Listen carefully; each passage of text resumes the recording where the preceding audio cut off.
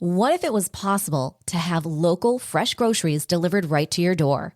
Think of all the free time you'd have. Well, Instacart gives unlimited grocery delivery for one low monthly fee.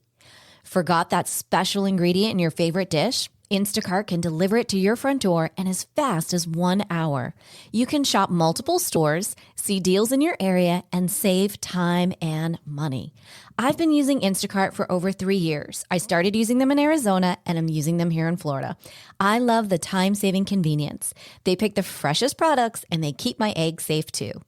To receive your first delivery free, follow the link in the show notes so that Instacart knows that we sent you and to help support the show. Instacart. Never step foot in a grocery store again.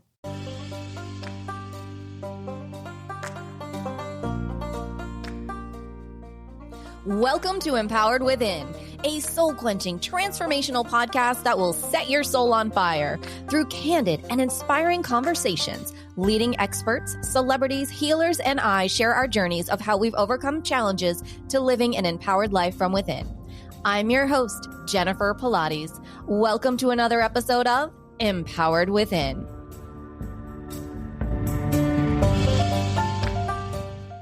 Hi there, and welcome to the show. Today's guest, I am honored to have with me Justin Prince. Justin is a global entrepreneur who has built 5 multi-million-dollar businesses that have generated more than $2 billion in revenue. He's an acclaimed keynote speaker who has shared stages around the world with icons such as John C. Maxwell, Jamie Kern-Lima, and Ed Milet. Justin is a true heart-centered husband and proud father of 4. Justin's unexpected rise, proven personal development strategies, and tailored success systems have moved and motivated millions of people to create, design, and live an unforgettable life. In his latest book, Be the One, Justin shares his precise tools, habits, and action steps to help all of us to do the same. With a focus on practical and actionable advice, Justin serves as an easy-to-follow instruction manual that he has written for all of us. And as Justin says, so that we too can be the one. Welcome to the show, Justin.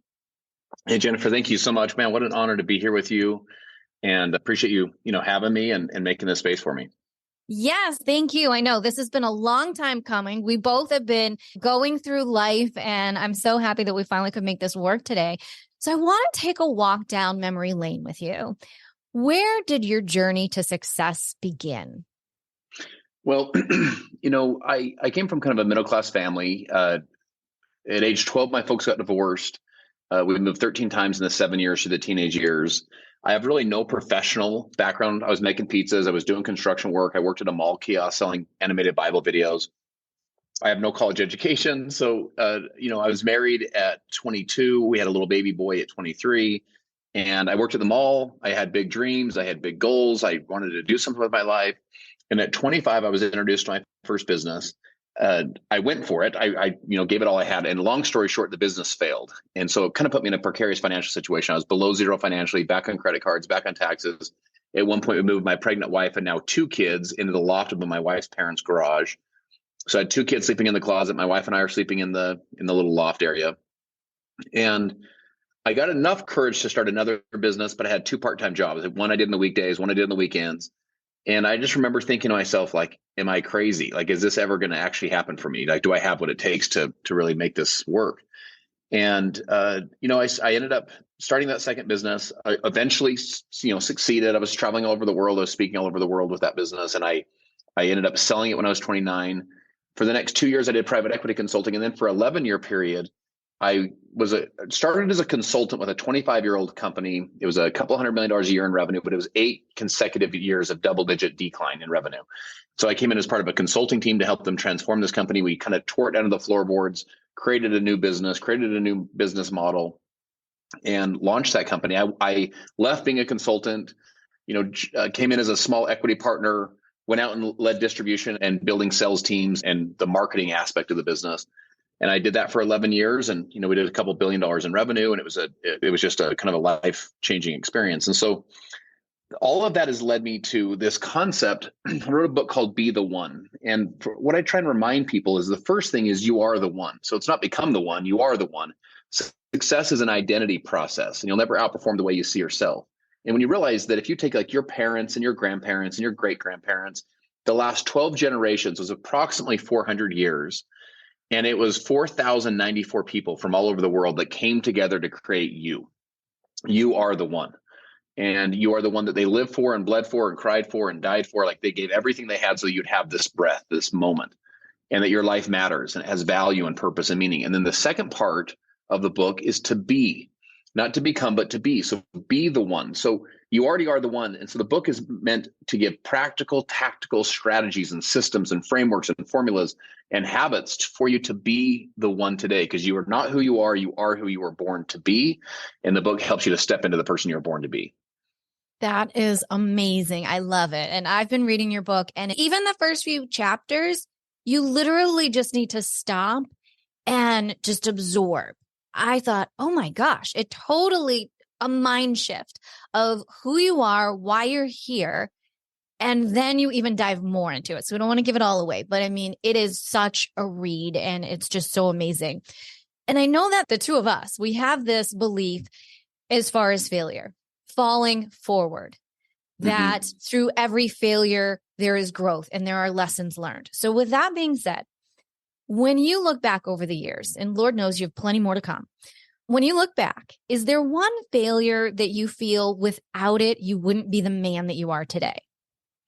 Oh my gosh, there's so many. Let me start with this. You talked about this just to start, and I'll give you some specific examples of failures. But listen, you have to kind of update your belief system about failure. We've associated failure is bad. Failure equals pain. Failure is something to avoid. And while I understand that, we get thrown into the world of entrepreneurism. You get out there and you start realizing life is hard. It's like coming at you fast. And so with failure is not a person, it's an event.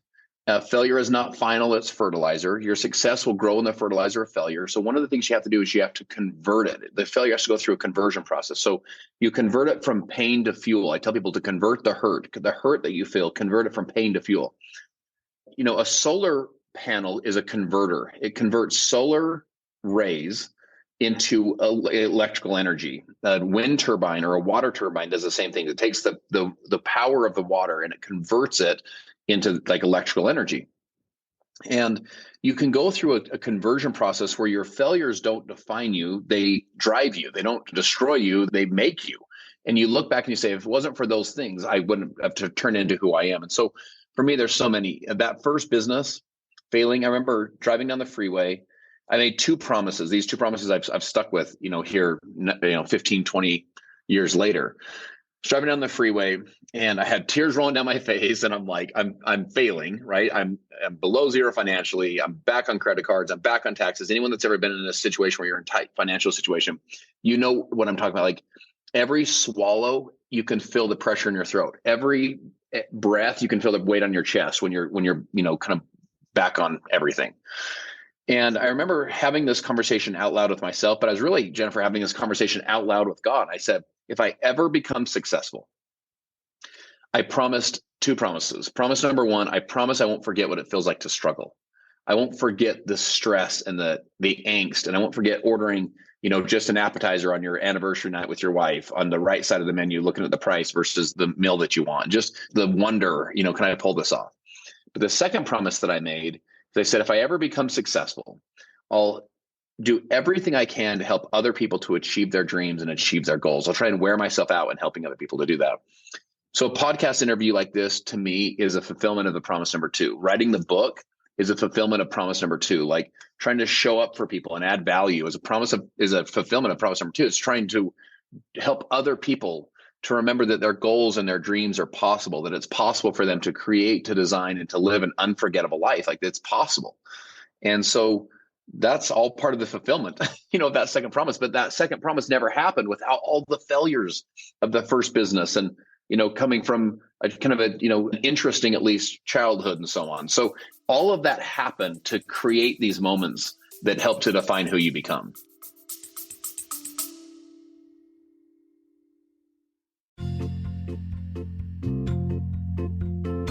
Are you ready to lose inches, increase strength, and tone your body from head to toe? Are you ready for a total body, mind, and spirit transformation? I am excited to announce that I am launching my exclusive 8-week Pilates Return to Life training program. This will give you an opportunity to have a total body, mind, and spirit transformation of health and wellness to a new lifestyle. Imagine in 7 days you will feel a difference, in 14 days you will see a difference, and in 8 weeks you will have your new Pilates body. So what do you say? Want to join me on the mat? Head over to jenniferpilates.com today. Space is limited. Use a special promo code EW and the word special, EW special, to receive $200 off while space is available. Head on over to jenniferpilates.com and I'll see you on the mat.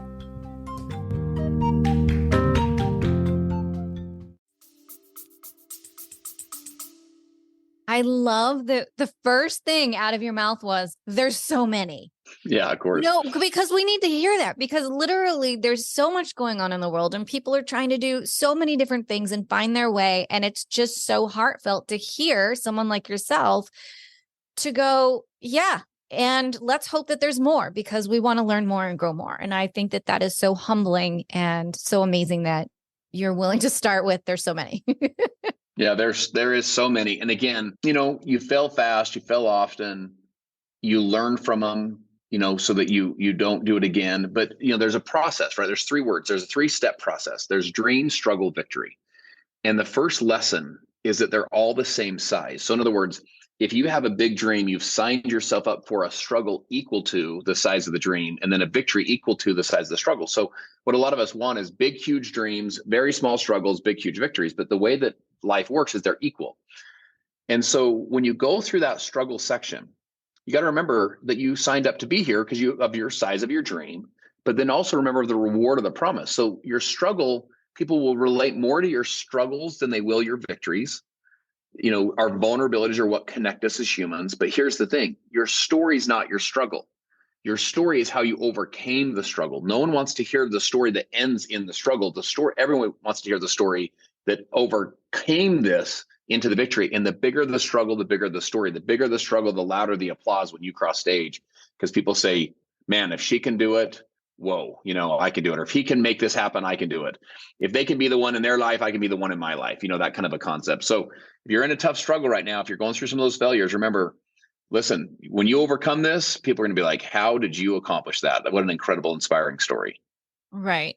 In your book, you talk about finding your identity and how to reinvent yourself. I look at you, I see everything that you're doing, have known you for years in and out of different industries, and love watching your journey. What is your take for someone out there that says, hey, you know what? I'm really trying to reinvent myself. I was A, but now I'm here B. How do I get this out? How do I shine this light now to help so many more people? What's your strategy for that? Yeah. So let me start by saying I teach a 3C success loop. And each one of the C's leads you to the next one, which leads you to the next one, which leads you back to the first one. And it's a loop. It spins. So there's a reason, my friends, you can change your whole life, and you can change your whole life in an instant of making the decisions. But then secondly is 6 months, a year, 3 years, 5 years, like you start to spin this loop. And all of a sudden you literally look back, you're like, oh my gosh, this is crazy. So the 3C success loop, the first one is confidence. And the foundation of your success is believing in yourself. And it's hard to get everyone else to believe in you if you won't even believe in yourself. And I'm not saying you have to have 100% confidence, but some baseline confidence, like, hey, I've got what it takes. The confidence leads to commitment. And where there is no confidence, there is no commitment. So Jennifer, think it this way. If you had no confidence in your exercise program that it's going to get you the results that you want, how committed are you going to be? If you have no confidence that your business plan is going to work, how committed are you going to be? So where there is no confidence, there's no commitment. So the confidence feeds commitment. When you're totally confident, I've got this, well, then you're like, I'm committed. Let's make this thing happen. And I tell people, you want to go all in, my friends. There's no lukewarm winners. You're either on or off, in or out. Be all in and really get committed to your goals, your dreams, and to be the one in your life. The commitment leads to competence. And competence is your skill sets. In other words, talent's your floor, skill's your ceiling. You want to build skill above the talent. You don't want to just rest on your baseline talent level. You want to build new skills and become the best at what you do. So your competence, your skill sets will lead to more confidence. You're really good at what you do. It's not just hoping. Your confidence leads to more commitment, which leads to drives more competency, more confidence. You start to spin it. Now, here's the question. What do you do today if you don't have a lot of confidence? Or what do you do today if you're like, man, I'm trying to figure out, like, how do I step into that better version of myself, the person I was truly born to be? And the answer is courage. The answer is courage. It's a fourth C, but the courage will get you into the success loop. The courage enters you into the spin, into the loop. And courage is you take action when you don't see the whole conclusion. You take the first step when you don't see the whole staircase. You do the video when you don't think you're good at video. You launch the podcast when you're not sure that you have enough to say. That's courage. That takes a lot of courage. Now, when you, over time, you don't have to rely on your courage because you have so much baseline confidence. But at first, it's just a whole big dose of courage. Now, I share a story in the book about Mark Batterson. He's a Christian pastor that wrote a book called Chase the Lion. He tells a story about a guy named Benaniah. Benaniah is this kind of hidden Bible character that he says he chased a lion into a pit on a snowy day. Okay, first question. How many people do you know that chase lions into pits on snowy days? My friends, not very many, right? So what does that make Benaniah? It makes him rare.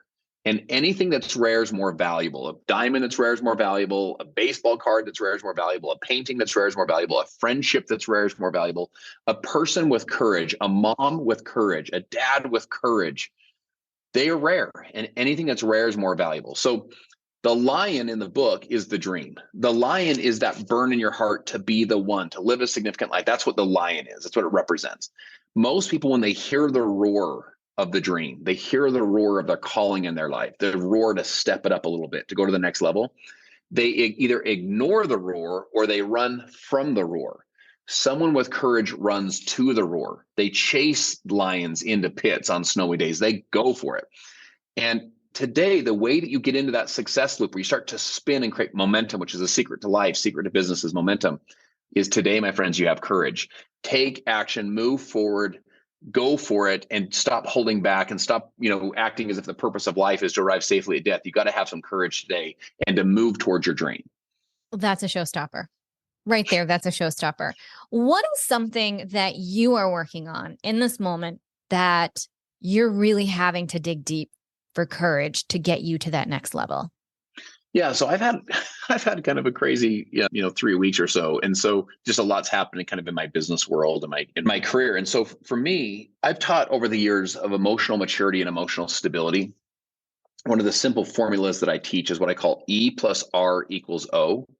So event plus response equals outcome. And there's 3 quick lessons that you can learn. First one is the E does not equal the O. In other words, the events of your life don't equal the outcome of your life. So you're not a victim to events. You are a victor to your response to the events. It's the event plus your response that equals the outcome. So in one of maybe the darkest time in human history, Viktor Frankl and his family were hauled off to Auschwitz in the Nazi concentration camps. He wrote a book called Man's Search for Meaning. And he called it the gap. He said, no matter what they took from me, the soldiers, he said they couldn't take my response. He called it the gap. He said, I got to own that. That was mine. They could strip everything else away from me, but I got to own my response to it. God, it takes so much emotional maturity and so much human depth to even think of life that way. So the E plus the R equals the O. Second lesson is this. The second lesson is the R is not react, the R is respond. So great leaders don't react, great leaders respond. And so you want to ask yourself, how are you showing up in your life? Are you reacting to life? Or are you responding to life? One of the chapters I write in the book is 4 words that John Maxwell told me that changed my whole life, which is to live an intentional life. Most people live a life of reaction to distraction versus a life of intentional creation. You're a creator. You're here to create and design a life. And so you want to say, how am I going to show up? How am I going to respond in my life versus react? The last lesson, I think, from that simple formula is that your R creates an E for others. So your response to the events of your life are going to create an event for other people in their life. And so as I've kind of gone through, been navigating kind of a crazy time, in a storm, storms that happen in your life, I'm saying to myself, how am I going to show up? Like what kind of response am I going to show up with? And how is my response going to create events for other people? Am I going to create a negative experience or a positive experience? Am I going to uplift people or tear people down? And you get to choose this stuff. And it's easier said than done, but man, you get to own the R. And so, that's one of the ways that I kind of look at it, is just always working to build that emotional maturity, that emotional muscle, to where you don't fall too far when negativity hits. You don't stay down too long. You pop back up, you have resilience, and you keep moving forward. Right. And that's excellent advice. And again, like you said, so much easier said than done, but repetitively working on that one step at a time makes all the difference in someone's life. Yes. When you talk about how you can declare your vision in 10 seconds or less, you have me intrigued. Let's help everyone out there, because everyone is going through so much right now. It feels like everyone is at this time where they are trying to re-identify who they are, why I'm here. And in that, some people forget what is most important, which is the vision, right? Because it all works together. So what is your process with that in under 10 seconds, finding a vision? Yeah. So I teach a 3D vision, right? So 3D is you're looking at things from all angles, a 3D vision. And let's start with this. Why have a vision? Let's just start there. So there's these old Bible verses that say, where there is no vision, the people perish. And I think we want to simplify that to say, listen, if you don't have a vision, you're screwed. That's not what it says. Where there is no vision, the people, right? So it's the kids and the life they could have lived. When you are born to be the one, which you are, and you don't live up to that calling in your life, it's everyone else. It's all of the hopes and dreams and goals and the things you would have been planted and inspired in them. That's the stuff that perishes. It dies with unbelief. So you have a responsibility to have a vision in your life. Vision answers a very important question. Every mom should know the answer to this question, because this is what your kids are asking when they go through hard times. They're going through challenges at school with friends or with bullying or with addiction or whatever the challenge might be. If you're going through challenges in a marriage, you have to know how to answer this question. If you're going through challenges right now in your business, you have to know how to answer this question. It's a subconscious question everyone's asking you, and it's a question that vision gives answer to. And here's the question: will it always be this way? When your kids are going through hard times at school, what they're in essence asking them, is it always going to be this way? When you're going through hard times in a marriage, is it always going to be this way? When you're going through hard times in your business, and so maybe you're in a down season, it's a challenging season, you say, is it always going to be this way? And if the answer is yes, there's no vision, we're never going to pull out of this, well, you'll make very different decisions than if you say, no, listen, we're going to get through this. That's vision. You start casting a vision. So vision is so critical to pull people through life, right? So a 3D vision, first thing you want to do is you want to define your vision. And you referenced the 10 seconds. So Brendan Burchard wrote a book called High Performance Habits. It's the biggest study of high performers in human history. They said that when they tapped a high performer on the shoulder and said, what's your latest dream? What's your latest goal? Or another way to say it is, what is your vision right now? What are you working on? That a high performer can answer that question 7 to 10 seconds faster than the rest of the population. Why? It's because they've spent time defining the vision. This isn't like stuff. Most people, you know how it is, Jennifer. You said, hey, what's your latest goal? Like to a friend, they'd be like, what are you talking about? Like, right. I don't know. Like when does the team play this weekend? They just don't, they haven't sat there to really work on defining their vision, defining what they're looking to accomplish. So you define it, then you declare it. You don't want to keep dreams a secret. You don't want to keep goals a secret. You want to share this stuff. This helps to hold you accountable to yourself. We're really interesting as humans. We will do things for other people we won't even do for ourselves. That's the reason accountability partners are so powerful.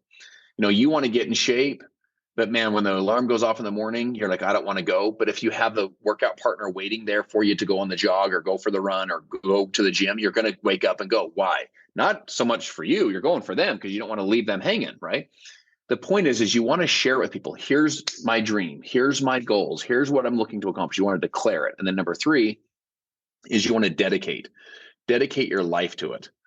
You define it, you declare it, and then you dedicate your life to it. You give it all you got, and listen, I'll share this with you guys. I would rather dream big dreams and have big goals and pursue big visions and fail and, go for it in my life and fail than do nothing with my life and succeed. And so you put yourself out there. You say, well, why would I dare put myself out there? Because why not? What else is your other option? Playing small your whole life. And they've done studies on regret. They said that when people are like on their deathbed, 53% of the regret they have is for the mistakes they made. They're like, yeah, I probably shouldn't have done that. 84% of the regret they have is for all the things they didn't do, all the dreams they didn't chase, all the lions they didn't pursue, all the goals and vision and lives they didn't impact. That's what we really worry about. So I tell people, you want to define your vision, you want to declare it to people, hold yourself accountable, and then dedicate your life to making it become true. Right. You also have a really cool philosophy when you talk about sharing with people, and my body immediately starts to cringe because I am like always holding things close, only sharing with certain people. And I think this has taken years to learn that not everyone is your cheerleader. Yeah, for sure. I feel like I have to be very optimistically cautious in who I share my dreams with because I want to keep them alive and I don't want any low vibrational energy around my dreams. And you touch on this a bit with the people that you should surround yourself. And I think you relate to it. Is it the 33% law? Yeah, the rule of 33. Yeah. Mm-hmm. So first of all, you're absolutely right. There's discretion needed, right? Humans are interesting.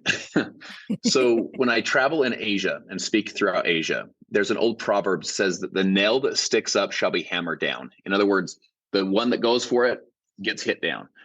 When I go through both the Britain and the UK as well as like Australia, they have what they call the tall poppy. The tall poppy syndrome means that the poppy flower that grows up shall be sliced down. It's kind of like how dare you think you're bigger than the rest of us? They slice it down. And then let me ask you this question: for those of you in the United States, if a crab is in a bucket, they'll put a second crab in. Why? Because when the crab tries to crawl out, what does the other crab do? Does it hoist it up and say, "Here, let me help"? No, it does what? It pulls it down. So when you go for your dreams and you go for your goals, you will be hammered, sliced, and pulled down. And it's real. Humans are this way. The jealousies, the envies, their own insecurities are projected onto you. And sometimes it makes them feel better about themselves to hammer, slice, and pull you down. So that does happen. So you do need to have discretion. With that said, though, the rule of 33 says this. You may have heard this concept of like, you'll become like the 5 people you surround yourself with most, which, by the way, what a great concept. The idea is right. I just feel like it's super incomplete. And I also feel like it's impractical. And impractical meaning you're just not going to be able to spend your time with 5 amazing people all the time, right? It's just, life doesn't work that way. So the rule of 33 says to intentionally spend your time, 33% of your time, with people that are in what I'm going to call above you. And what I mean by above you is not above you in the world. Like we all have equal sight in the sight of God. That's not that. They're just making more money than you. They're in better shape than you. Their marriage is longer than your marriage and better than your marriage. Their spiritual connections deeper than yours. They just, I don't know, they're further on the path than you are. And they can really pull you up. They can expand your vision. They can help you to think bigger, be bigger, play bigger. They help you to see things more clearly. Like that's what the 33 above you would do. 33% of your time also intentionally with people that are basically at your level. These are people that you can relate to. They're making the same amount of money you're making. They have the same amount of followers. You can ask questions to them, and you can hold each other accountable, and you can kind of laugh together and cry together and mastermind together and support each other and say, hey, you got this. Let me give you an insight. And they say, that's a great point. By the way, let me give you an insight. So there's a give and take, and you can share with each other. And then the last 33% are people that I'm going to call them below you. Below you again, meaning they're further down the path than you. Maybe they make less than you. Maybe their physical fitness is less than yours. They're people that you can mentor, you can teach, you can guide. You can actually pull them up and sometimes they can maybe stabilize you a little bit, but you can pull them up and lift them up. When you teach things, you internalize. When you internalize, you own. So you start to mentor and teach. And all of a sudden you start to own the content. You start to say, you know what, I'm going to live this. I was mentioning, I've been going through kind of an interesting, last 3 weeks. So in that time, I get to fall back on things that I've taught, but I didn't just teach them. I internalized them and I own them. Those become your philosophies. They become the way you work through challenging times. So you get that stuff by not it being taught to you, but you teaching it to the next person down and mentoring and coaching them. Like one of the things I started here locally in my community is what we call the Decades in Today's Teenage Mastermind. So I get teenagers from our community from about ages 13 to 18 approximately. And we bring them to my house once a month, and I bring different local entrepreneurs and successful people and people that have a story to share. And we bring them over and we pour into these kids once a month. And there's no phones allowed. They all have to take notes. It's really cool watching these kids. We have a group chat where they all kind of share their learnings and what they're pulling from it. That to me is a way to serve the 33% that are on their way up. And guess who gets the most out of those nights? Me, right? The people that come, the people that got to come teach these kids. So you get a ton out of pouring into that next generation. So 33% of those that are further on the journey than you, 33% at your side, at your level, and then 33% of those that are maybe further down the path than you are. Yeah, I think that's super important. Thank you for sharing that, because some people just get caught up in the I'm here to work a 9-to-5 job. They're always around the same people. There's just this roboticness. Yes. And it's palpable right now of those trying to pull out and not quite sure where they're going versus those that are still just on that wheel. And for right now, that's okay. That's their journey. But for those that are listening today, and you may be in that place where you're trying to pull out, Justin, you've given incredible insights on literally here's a play from ABC as to what you need to do that successfully. I think that's incredible. I thank you for that. Oh my gosh. Yeah. I love it. I love these back and forths, because these questions, I tell people, if you want to upgrade the quality of your life, you want to upgrade the quality of your questions. So questions like this pull out the insights. That's why podcasts like this are so impactful. Oh, thank you. Well, we are getting to this time in the show, Justin, where I ask this one question. Are you ready? Of course. All right. What is one thing that maybe no one knows about Justin Prince? Jeez. So no one, no one, including my wife? Well, no, excluding Missy. Okay. Missy probably knows everything. Missy knows everything. Let's see here. Well, a couple of people know this, but my business people wouldn't know this. So I was a 4-sport athlete growing up. Basketball, football, track, and boxing. And one thing I love about athletics is athletics teaches kids to be competitive. I think we need to be more competitive. You need to go for it, right? And competitive means you're going to lose some of the times, and you're going to win some of the times. At least you're going to practice and prepare. I took my little girl to school today. She's in drill. So drill's like the dance at the school. And I gave her this big speech. My poor kids are always getting my speeches, but I gave her this big speech today. I told her, she just went up to the all-state. There was, I think, 2 or 3 kids from her school that were picked to go to this all-state thing yesterday for dance. And she like advanced to the second round, which is, I guess, no one in her school has done it ever, or maybe they haven't done it for a number of years. It's like a big deal to advance to the second round. And so I told her, I'm so proud of you. And then I said to her, I go, listen, what I'm the most proud of you about is that you win the private victories. This is what sports can teach you. This is what competitiveness can teach you. Is the private victories. Stephen Covey talks about there's private and public victories. The private victories are the victories that you do when no one's watching. It's all of the late nights. It's all the early morning. It's all the study. It's all the improvement of your skills. It's all the books that you're reading. It's all I watch her practice late into the dark. That's all the private stuff. But you're celebrated in your public victories for what you do in private. Most people are lazy in private, hoping to do well in public. You want to win the private victories so that you can win the public victories. So for me, sports were a way for me to be competitive, to learn to lose, to learn to win, to learn to compete, to learn to win private victories. And then I've been able to take that principle, for example, if I do a great job on a stage, right? Let's say I do a speech and it does a good, I impact the audience. That's not on accident. You know what I'm saying? Like, I've won so many private victories to make that, not hope that pans out. Hope's not a strategy. Hope's a good thing, but hope's not a strategy.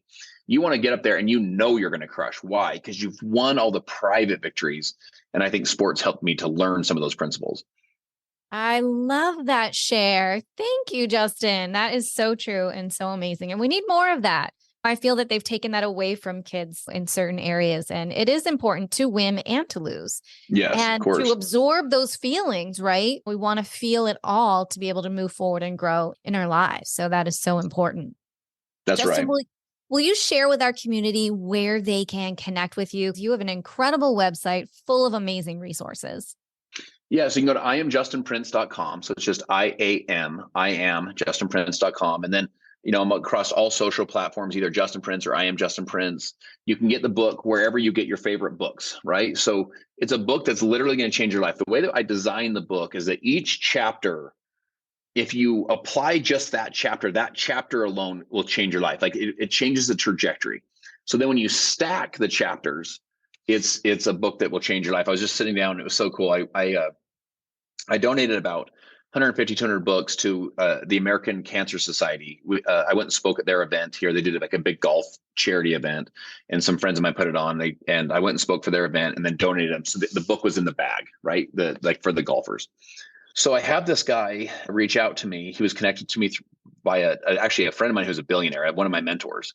So my mentor did a three-way chat. This guy's he's been a seminary teacher in the religion. He's been a CEO. This guy's background is just unbelievable. He's probably in his mid to late 60s. He asked me, can we go to lunch? Because I saw you read your book. Can we go to lunch? We go to lunch yesterday. He goes, your book? He goes, it's mandatory reading for all my children and all my grandkids. He goes, it's so good. He goes, it's one of the best books I've ever read. I'm thinking like, what the heck? Like, it meant a lot coming from this man. Yeah.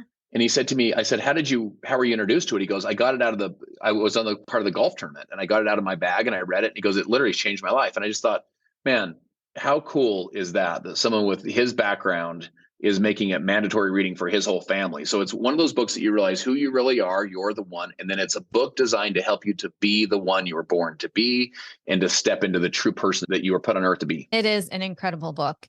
And Justin and I were talking about this, and I was just blown away chapter by chapter. And what I loved was that it was so easy. You have this ability to change someone's mindset within a chapter. And they're like, wait, what just happened?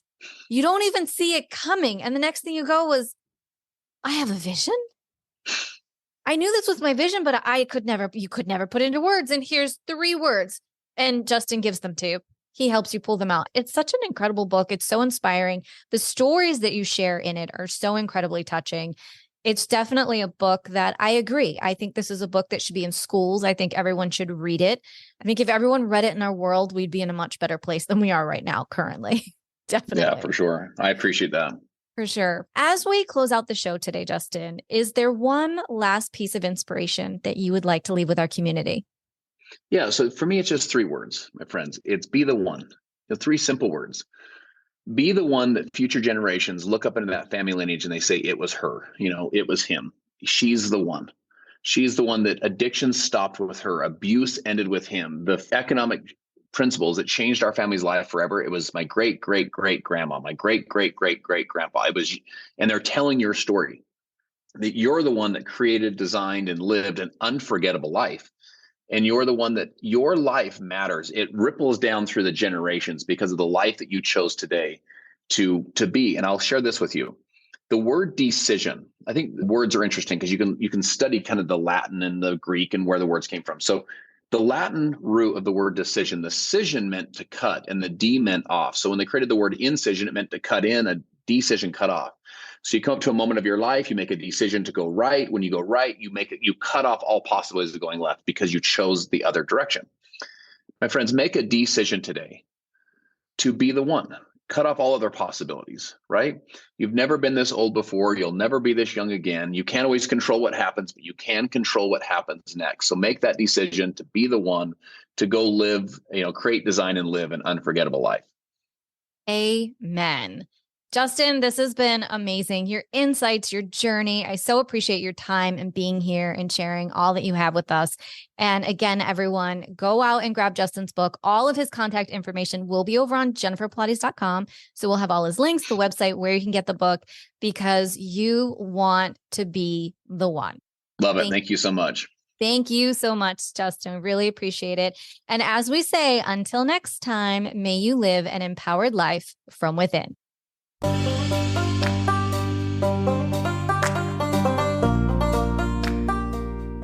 Thank you so much for tuning in to another episode. Please remember to rate, review, and subscribe to Empowered Within with Jennifer Pilates. Your feedback is important. It helps me to connect with you and gives me insight into who you are and what you're enjoying about the show. For today's show notes and discount codes from today's sponsors, head over to jenniferpilates.com. Until next time, may you live an empowered life from within.